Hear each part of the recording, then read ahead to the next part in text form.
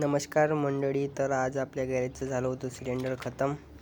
सकाळी मी पहिलेच आल्याबरोबर पत्रा बनवून रेडी ठेवला होता.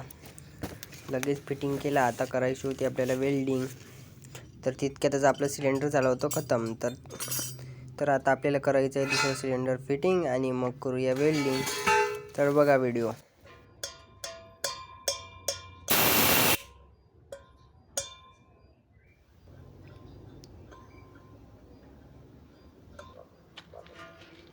सिलेंडर झाला आहे फिटिंग.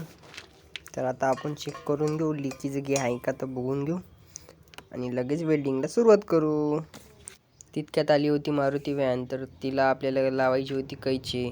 बघा मग कशी झाली आपली फिटिंग. असा काच उतरला पाहिजे ना चढला पाहिजे. कस्टमरचं एकच म्हणणं राहते, बघ चढलं, बघ खाली उतरला पाहिजे. मग आपल्याला करायची होती या बंपरला पेंटिंग. तर बघतो तो काय या बंपरचे तो पोपडेच निघून राहिले होते राव. ज्यांनी बी या बंपरला आधी पहिलं पेंट केलं त्यांनी या बंपरला सिलर कोट न मारता घासता डायरेक्टच पेंट मारला राव. म्हणूनच हे हालत झाली.